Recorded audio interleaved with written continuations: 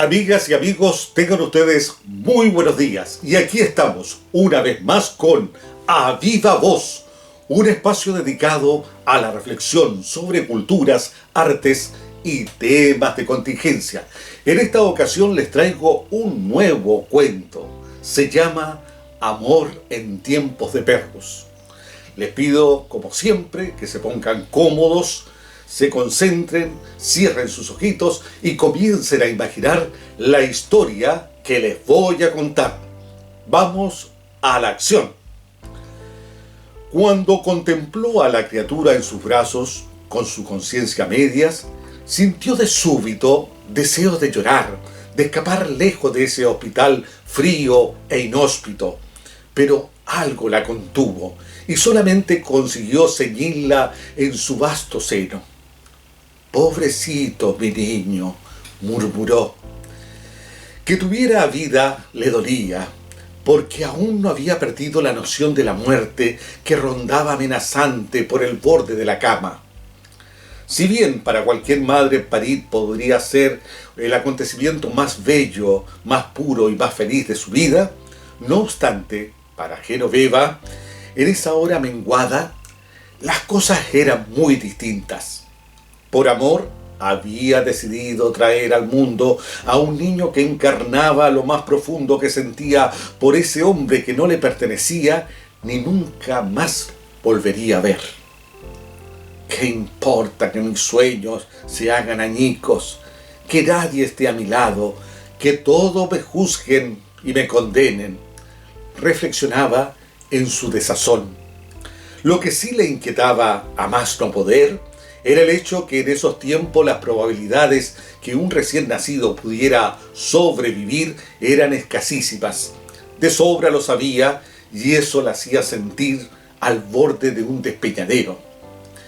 Desfilaron 2 horas muertas. En su cabeza dieron vuelta como una manga de viento ideas recientes que no le daban respiro. El rostro airado de su padre, el silencio cómplice de Fresia, su madre, y la expresión de espanto de sus hermanas menores, refugiadas en sus cuartos. ¡Mierda! ¿Cómo se te ocurre venir a parir un crío cuando nos morimos de hambre? Y más encima, un guacho. Si quieres tenerlo, es cosa tuya. Eso sí, que te largas de esta casa. Fue la cruel sentencia que recibió de los labios duros de su progenitor. En tal trance, lloró, se lamentó. «Señor, quítame la vida por haber tenido a este niño», clamó al cielo. De cualquier modo, su genuino y hondo sentimiento de madre era más grande que todo su dolor, lo que le hacía de inmediato desechar cualquier conducta destructiva. En ese catre arruinado estaba quieta, doliente e ignorada por los pocos hombres y mujeres de blanco que trajinaban de un lado para otro, cargando las camillas a enfermos y moribundos entre quejidos y llantos. Las paredes, las ventanas, las puertas, las sábanas, en fin, todo olía a muerte y sangre. Hundida en los intervalos bajos, se sentía débil y los párpados no obedecían a la luz mortecina que iluminaba la blanca habitación. Una niebla untuosa venida del mar se había apoderado de su cuerpo, haciéndolo sudar desde sus sienes hasta sus piernas pasmadas. Extenuada como estaba, seguía urdiendo un modo de salvar a su crío de la desventura.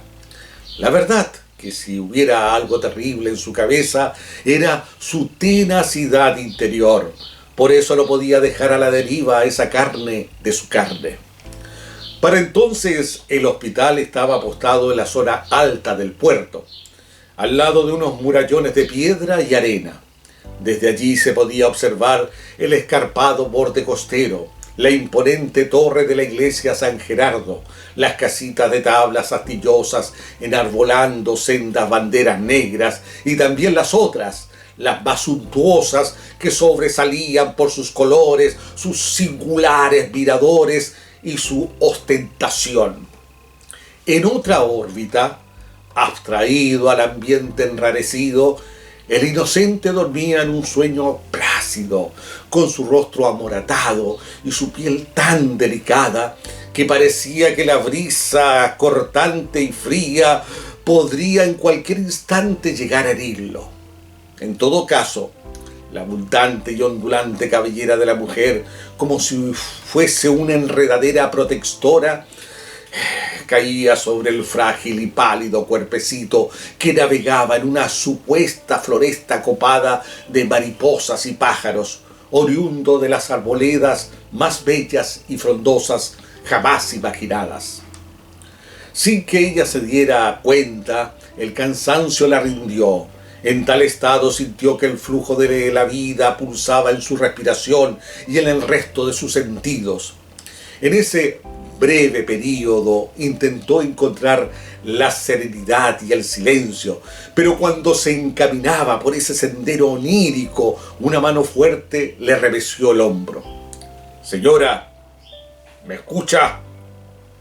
En pocas horas le daré el alta. No la voy a poder dejar más tiempo aquí. Necesitamos con urgencia esta cama, ya que tenemos muchos pacientes graves. Hay una epidemia en la ciudad muy grande. Ya no damos abasto. ¿Tiene algún familiar que la venga a buscar?» Distanciadas resonaron las palabras del médico en sus oídos.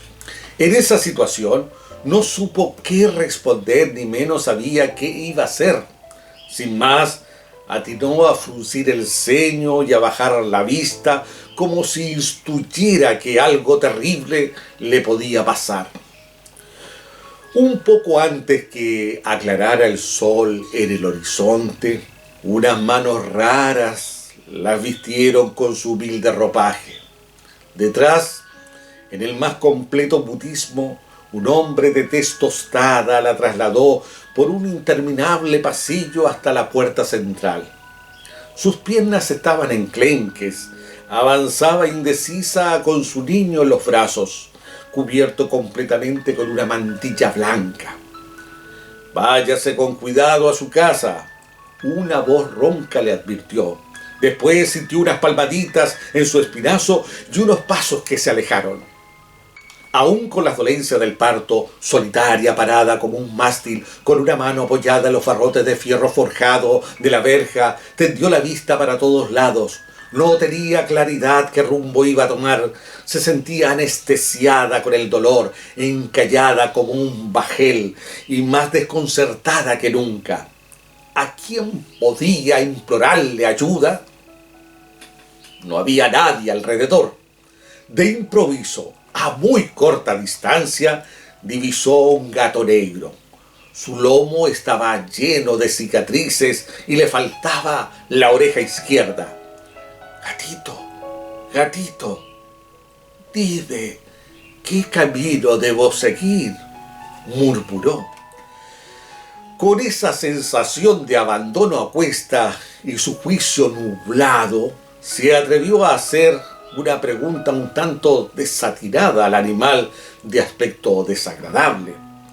El felino, sin entender un ápice, con su cola gacha, invirtió sus verdes ojos hacia la mujer y dejó escapar un maullido seco y hambriento. En el acto, despojado de afecto, trepó el muro y se perdió entre medio de las malezas que cubrían al pequeño patio del hospital. Por supuesto, él tenía sus propias preocupaciones. Trastabillando en su andar, Genoveva, arropada con su traje anochecido y descolorado por el sol, bajó de tranco en tranco por un sendero empinado que serpenteaba entre el descampado. El cielo crepuscular reflejaba una luminosidad roja que le confirió un carácter irreal a su marcado semblante desterrado.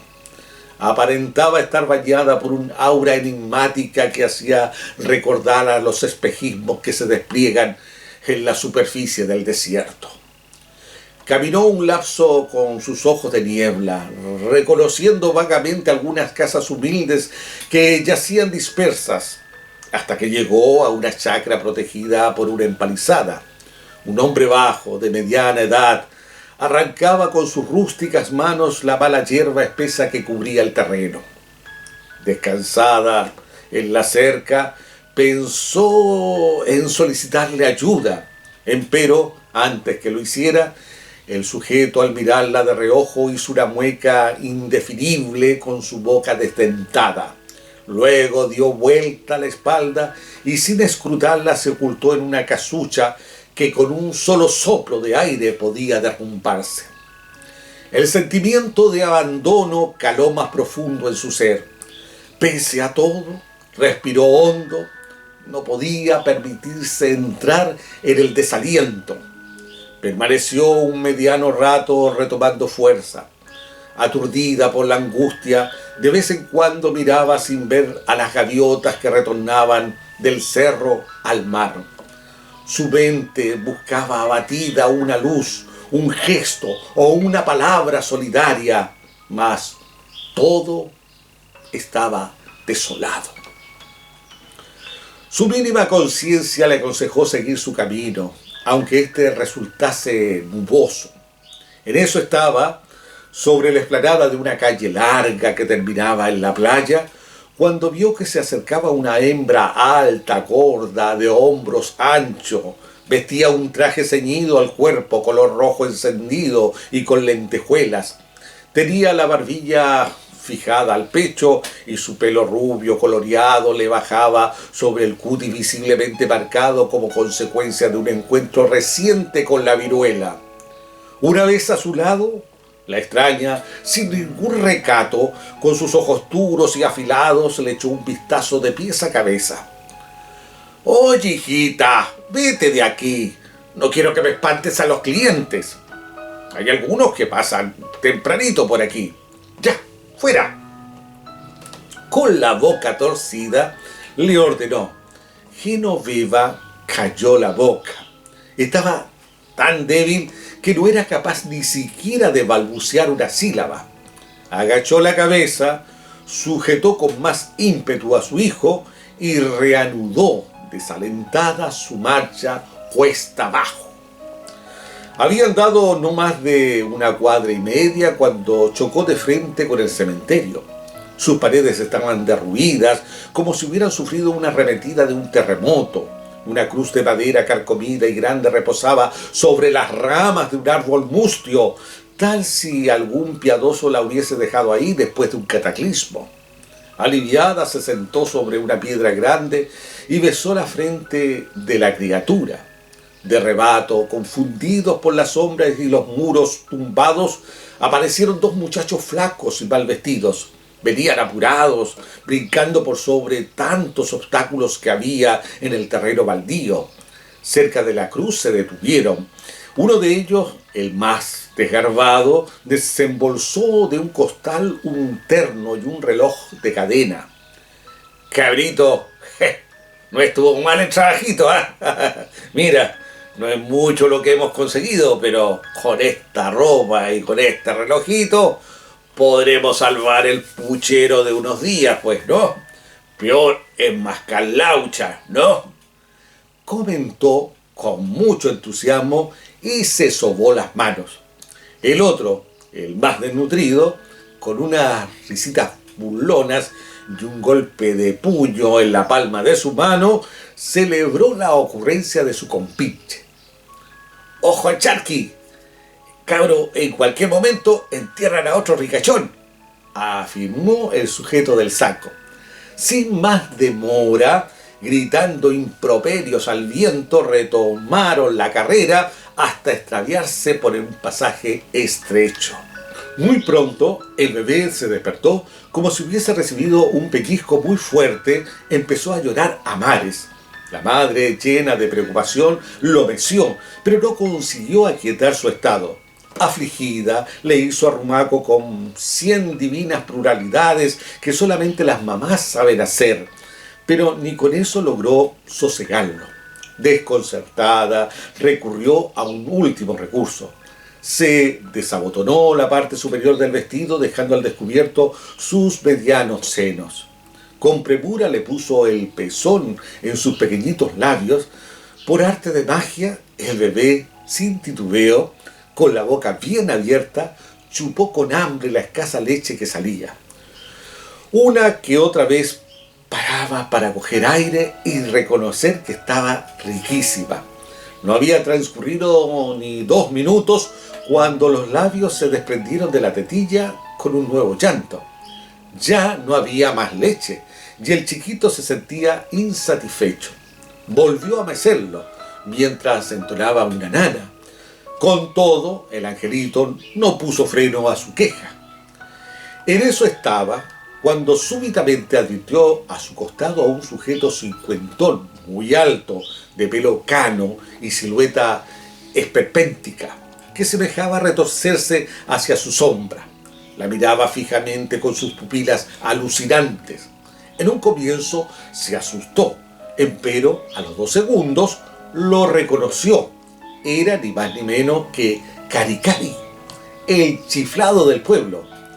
El hombrecillo con la nariz de pico encorvado hacia abajo la olfateó detenidamente, guardando prudente distancia. Estaba claro que la leche lo seducía. Al poco andar sus ojos se le nublaron y dejaron escapar unos joterones oscuros, como si en su mundo al garete aún albergara algún resabio de la infancia. Caricari, con las manos sucias, se restregó toscamente los pómulos y después de un resuello masculló: «Guau, guau, guau, guau». De un bolsillo de su pantalón raído y mugriento extrajo un globo amarillo y lo infló. «Globo, globo». Tartamudeó mientras dibujaba en sus labios leporinos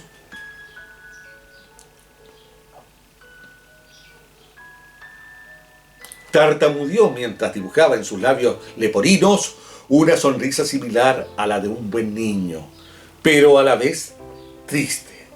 Juguetón acercó el globo al bebé. Trataba de congraciarse, no obstante, el llanto no se detuvo. Al momento siguiente, inducido por un instinto peregrino, estiró su mano izquierda y con la punta de sus dedos rozó la cabecita del pequeñuelo. En aquel momento, cual efecto alquimista, un aura mágica envolvió al angelito, colmando poco a poco su gimoteo. Asombrada, la progenitora por vez primera sonrió. Ciertamente esa fue la única ocasión que había experimentado un gesto de amistad y cariño. Plegó sus párpados y agradeció en silencio a Caricari. El sonido peculiar de un globo que se desinflaba le hizo abrir los ojos de inmediato. Delante de ella solo había oscuridad. Se quedó con un palmo de narices al comprobar que del mismo modo fantasmal con que Caricari había aparecido, se esfumó sin dejar un indicio. Con todo, a la distancia siguió repiqueteando su voz contenta: «¡Guau, guau! ¡Guau, guau!». Una vez que en el ambiente extrañamente no se escuchó nada más que la respiración de la mujer, su semblante silente adquirió una efímera lozanía. Allí se quedó por un tiempo más. Aun cuando no tenía claro su camino, con esfuerzo se levantó y echó a andar. Para no tropezar, con suma cautela, bajó una larga y angosta escala de piedra. ¡Qué suplicio para sus piernas fatigadas! Al llegar a una esquina, donde había un gran montículo de basura encima de la calzada mal traída, vio por lo bajo a un par de ratas negras que se solozaban comiendo unos desperdicios. A su costado, frente a una casucha de calaminas, se hallaba una carreta tirada por 2 caballos, azabaches y esqueléticos. Encima del carromato reposaban las nalgas de un hombre albino vestido de mameluco, con las riendas en sus faldas. Fumaba sin preocupación. En ese minuto salieron de la humilde morada 2 jóvenes de rostros huesudos y miradas oscuras y penetrantes. Cargaban en una camilla a una persona cubierta en una sábana de color incierto. Después de ponerla en el carruaje, uno de ellos se acercó al conductor. "Oh, son 4 muertos. Dicen que el padre estaba cesante y que en su desesperación asesinó con un hacha a sus 3 hijos y luego se suicidó". ¡Qué mierda de vida! Parece que Dios se ha enseñado con nosotros. Vivimos puras calamidades, exclamó. Genoveva, al enterarse de tal tragedia, se armó de coraje y apuró el tranco. Con la vista pegada al piso, esquivó el carromato y descendió los escalones hasta llegar a otra rinconera que se separaba en 2 pasajes. Ahí se quedó indecisa. No sabía por dónde enfilar, si por la derecha o por la izquierda. ¿A quién preguntar? La calle estaba vacía y las puertas de las casas estaban herméticamente cerradas, negriadas por el manto nocturno. En cuanto se persinó con devoción, tomó en definitiva el callejón derecho. No había andado más de 6 metros cuando chocó con un individuo con el torso descubierto, tirado en el piso. Se quejaba de una dolencia atroz mientras clavaba sus uñas largas y sucias a la altura de su vientre, provocándose sendas heridas. ¡Ay! ¡Ay! ¡Me muero!, gimió atormentado. En verdad moría de hambre. Penosamente, aquella escena era muy común en esos tiempos de perros, tanto como los tropeles de niños y mujeres y viejos y jóvenes harapientos vagando por las arterias terrosas, implorando una limosna, o en las playas acopiando los desperdicios que arrojaban las olas. Ante tal apremio, Genoveva se aproximó con la intención de socorrerlo, pero cuando estaba a un paso del abatido, distinguió la fuerte exhalación de su póstumo aliento. Quedó atónita y sin respiro. Más tensa que antes, volvió la vista atrás. He aquí que descubrió que el camino recorrido ya no existía. Una niebla marina y tupida se había apoderado de toda la zona con la capacidad inmensa de cambiar las cosas. No se podía ver a más de 5 varas. ¡Ay, Dios! ¿Cómo puedo escapar de esta pesadilla terrible? ¿Acaso Dios, que me da esta prueba para medir mi corazón de madre? Reflexionó con resignación.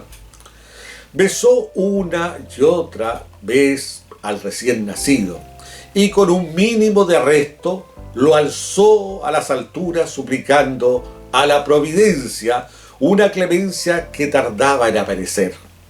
Pero en lugar de escuchar alguna señal celestial, su cabeza se inundó de una infinidad de ruidos entreverados, como olas monótonas, voces confusas, ruegos de pan, campanas cansadas, traqueteos de un tren, viento entrando por los patios muertos, la sirena ronca de un barco y un remoto raspado de ollas vacías. De un momento a otro, por sobre todas esas transmisiones, se sobrepusieron unos ladridos furiosos y muy reales que venían del mismo callejón. Acosada por aquello, estrechó a su retoño al torso. A pesar de la niebla, reconoció no tan lejos a una manada de 5 perros grandes y siniestros. Como se puede presumir, el corazón parecía que se le iba a escapar del pecho. Pero ahora no era el momento de pensar en ella. La vida de su hijo estaba por sobre de la suya propia. Para el colmo de males, no tenía un sitio donde guarecerse. Estaba sometida a un estado francamente calamitoso. Gruñendo, ladrando y expulsando sus babas por todos lados, los canes irrumpieron como una hueste invasora. distraída en ese espeluznante acoso, la madre presagiaba que dentro de poco podría dejar de ver ese paisaje de siempre. Eso no importaba mucho. Lo único que la mortificaba era que su hijo pudiera salvarse de la inminente embestida de esas bestias. Deliberadamente retrocedió lo más que pudo mientras miraba a su alrededor en búsqueda de algo para defenderse, al tanto que su criatura volvía a cargar en llanto. Uno de ellos, el tiñoso, tuerto, de cola enroscada y de pelaje pardo, diría el más feo de todos, se colocó a la vanguardia. Sus patas chuecas, con sus prominentes uñas, rasgaban el piso, mientras que su cuerpo lo recogía hacia atrás para tomar impulso y saltar sobre la infortunada. Ante el inminente descalabro, la madre advirtió que le invadía un vértigo, esa misma sensación de flaqueza que una vez de niña había sufrido cuando estuvo a merced del mar. Conforme el miedo iba creciendo, sintió que la saliva se tornaba espesa, ácida y amarga. Resumaba un sudor por todos los poros del cuerpo, haciéndose pegajoso al mezclarse con la niebla extendida. Sus pulsaciones se aceleraban y sus músculos se comprimían, provocándole un padecimiento al tratar de mover sus extremidades. A pesar de todo, se sabía una mujer valiente y no tenía dudas que vendería cara a su derrota. Dispuesta a luchar, dejó a su bebé en un costado del terreno y apretó sus puños, pero no alcanzó a hacer ningún movimiento, ya que el líder de la manada de sorpresa dio un tremendo brinco, dándole una certera estocada de colmillos en su cuello, retrocediendo de inmediato para alistarse a un nuevo ataque. La cerviz, como si hubiese sido rebanada por una navaja, dejó escapar un chorro de sangre, mezclándose con la tierra salina.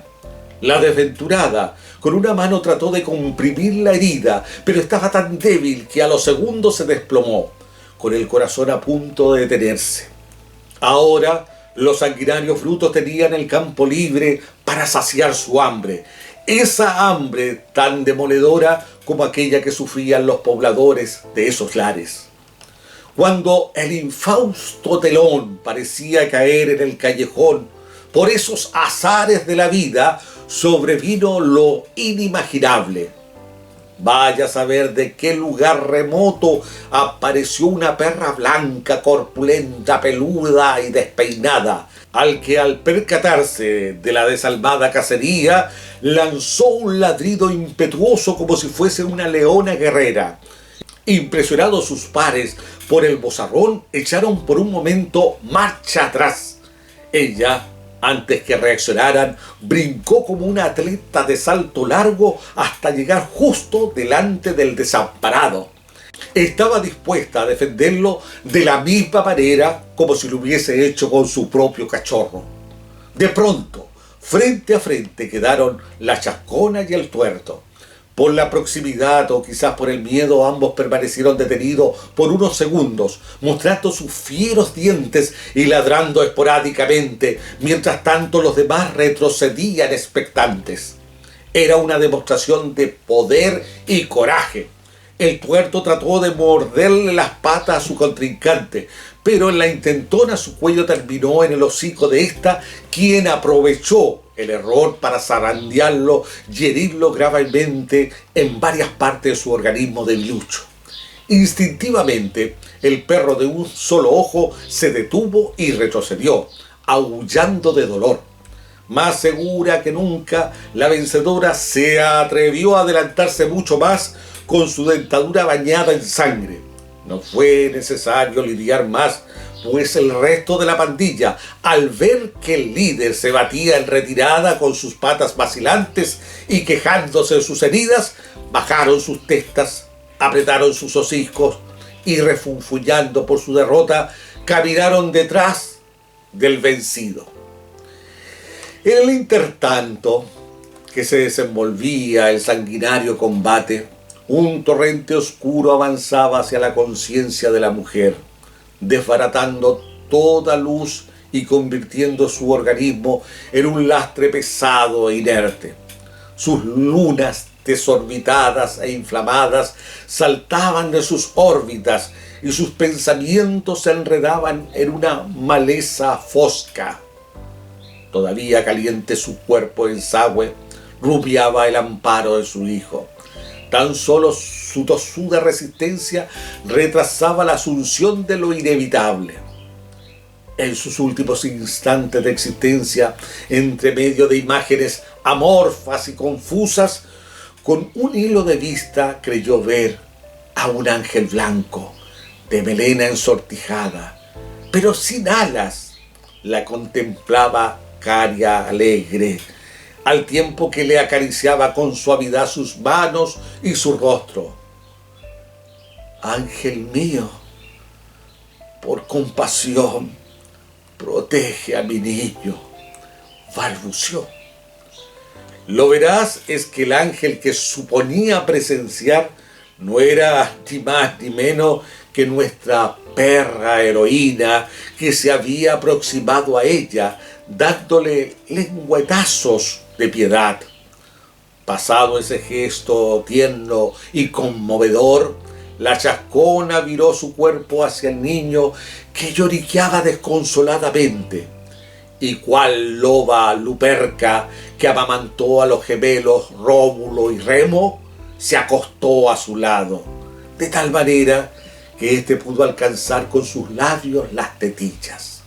Mientras tanto, los labios de la mujer, en aquel soplo de vida, visvisaron una súplica necia.